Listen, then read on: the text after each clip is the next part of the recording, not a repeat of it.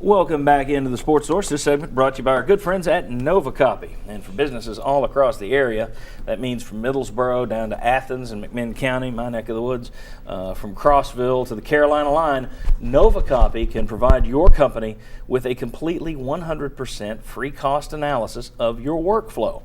How could you become more efficient and how can you save money? Ask NovaCopy. Those are the folks that can tell you. And they do a great job of it. Benny Malicote and his team. Get in touch with NovaCopy. Listen to them when they call you. NovaCopy. All right. Over the last 50 years, from 1964 through 2013, only 6 teams have won or shared an SEC title.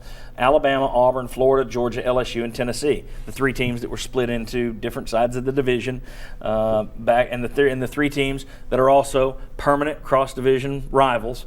Those are the only ones that have won it. Kentucky would have in 1977 if they hadn't been on probation under Fran Kersey.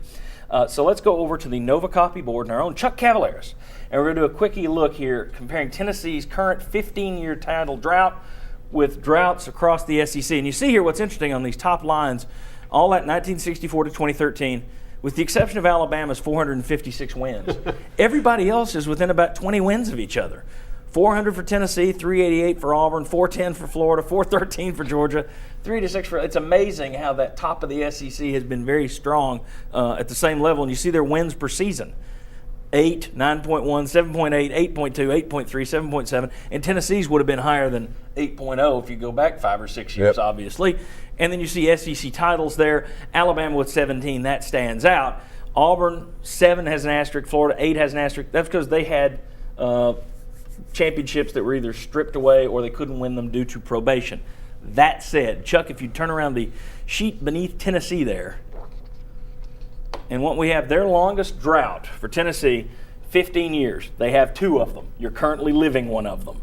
From 1970 to 1984, they did not win an SEC title. From 99 to 2013, they have not won one. So the guess is this is about to be their longest drought of 16 years of the last 50 seasons. But what people forget, the last team to win back-to-back titles in the SEC is Tennessee. They're on that long drought, but nobody's won back-to-back since UT in 97 and 98. Let's take a look at Alabama. Chuck, if you'd flip them around, their longest title drought. All right, only 9 seasons, okay? Only 9 seasons from 2000 to 2008. However, they had a title in 1999 that wound up, the title and Albert Means, wound up landing them on probation. If not for that title in 99, Alabama's longest streak would have been 16 seasons. So they would have had one of these massive things. Plus, here's something Tennessee hasn't had to suffer through.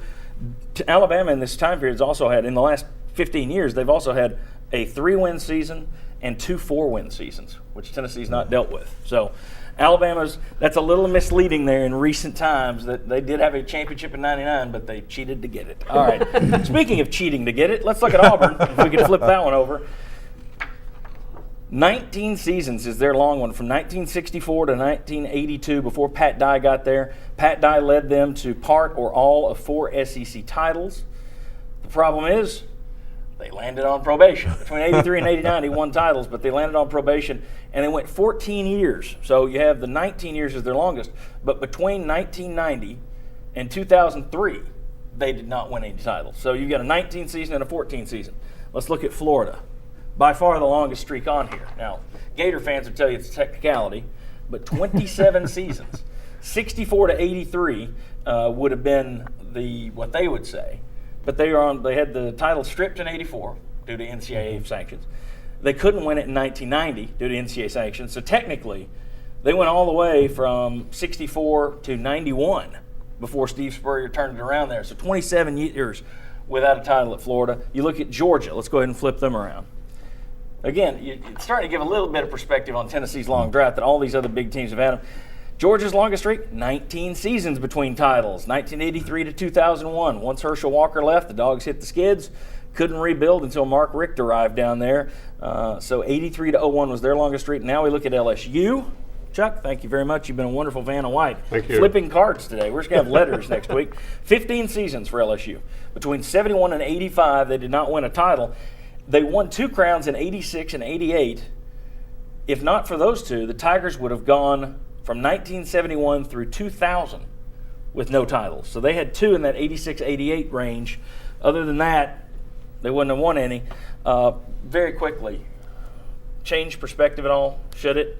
A lot of folks upset with Tennessee with this title drought, but in reality, as we've said before, football's cyclical, especially for these big boys. I think you look at that and it says, all right, let's tap the brakes on doom and gloom. This isn't the worst dive in the history of the SEC. I agree. I agree 100%. Well, yeah, it should put perspective. Now, it's harder to have that perspective when you're in the midst of it. Yeah. So Alabama can look at it and say, oh, so what? You know, because they're going great guns. But, yeah, it should put a lot of perspective in it.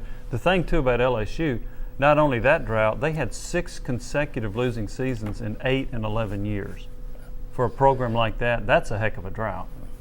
Chuck, any thoughts? Well, this shows how tough it is to me once you get on top to stay there and make something happen. And then when you do, it's a lot of work to get back. It really is. Yeah. Interesting thing, real quick, if I can, except for Alabama and Tennessee, the media was different during those droughts too. If you look at the dates, you've got a different kind of media now than you used to. More coverage of it and more ways for fans to reach out and share their disgust and anger. All right. When we come back, we're going to take a look at the SEC and their road scheduling habits. The Big Ten sort of poked some fun this week. Others have too. We'll discuss.